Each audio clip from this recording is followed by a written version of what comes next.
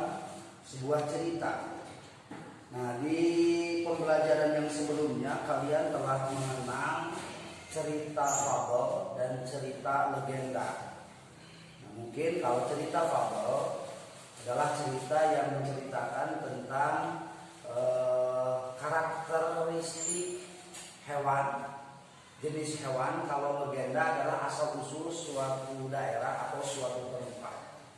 Juga kalian kemarin juga sudah belajar tentang membacakan kisah atau cerita dengan intonasi dan pelafalan yang benar. Nah, dalam pembelajaran selanjutnya di kisah atau mengenai tentang suatu cerita, kita akan belajar mengenai tokoh, watak, atau karakter. Nah, dalam kisah pasti ada pelaku atau tokoh yang selalu diceritakan. Misalkan cerita ataupun film tentang Upin Ipin, kartun Upin dan Ipin. Maka yang menjadi tokohnya adalah orang-orang yang ada di dalam cerita Upin dan Ipin. Entah itu karakter yang baik ataupun karakter yang jelek, semua yang berada di dalam tokoh tersebut, di dalam cerita tersebut merupakan tokoh. Nah, di dalam kisah pun, di dalam suatu cerita pun juga sama. Tinggal kita baca mengenai kisah apa yang akan kita baca, maka kita bisa menentukan tokoh apa saja yang ada dalam cerita tersebut. Misalkan di PB4 ada kisah pohon yang sombong. Maka kisah pohon yang sombong, judul cerita tersebut tinggal kalian baca, anak-anak baca siapa saja atau siapa saja yang ada di dalam cerita tersebut. Maka di dalam cerita tersebut yang menjadi tokohnya diantaranya adalah 1 pohon besar, 2 burung kenari, 3 misalkan kancil, 4 ular. Nah, di dalam suatu cerita itulah yang disebut dengan tokoh. Pelaku-pelaku yang menjadi pemeran dalam suatu cerita. Nah, maka pengertian tokoh itu adalah pelaku yang memainkan peran dalam sebuah cerita. Maka di dalam suatu cerita ada tokoh utama. Apa yang dimaksud dengan tokoh utama? Maka tokoh utama adalah tokoh yang diutamakan dalam sebuah cerita dan banyak hadir dalam setiap kejadian.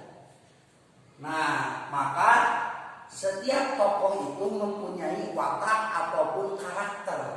Maka yang disebut dengan watak itu adalah sifat batin yang mempengaruhi segenap perilaku, budi pekerti, dan tabiat yang dimiliki.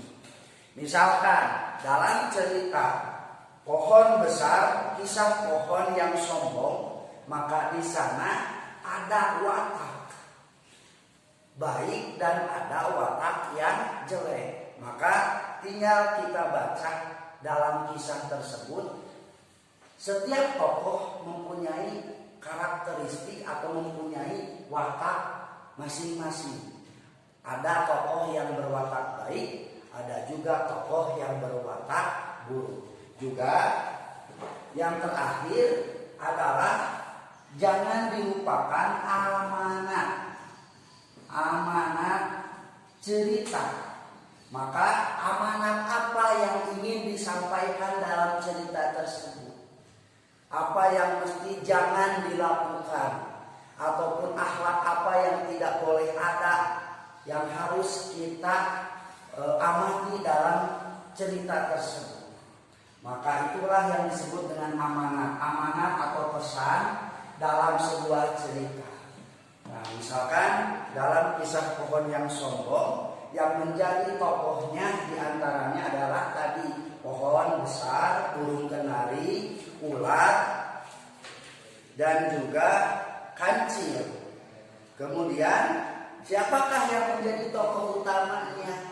Tinggal kita lihat siapa tokoh yang banyak hadir dalam setiap kejadian sesuai dengan ide atau judul cerita tersebut. Kemudian bagaimana watak karakter pembawaan masing-masing tokoh tersebut. Maka tadi bagaimana watak bulat, bagaimana watak kancil, bagaimana watak pohon besar, dan juga bagaimana watak burung kenari. Masing-masing mempunyai karakternya. Dan yang terakhir, amanat atau pesan yang ingin disampaikan dalam cerita itu seperti apa. Nah, itulah pembelajaran di PP 4. Kita mulai bisa belajar memahami dalam sebuah cerita, diantaranya adalah tokoh utama, karakter, dan juga amanat atau pesan dalam sebuah cerita.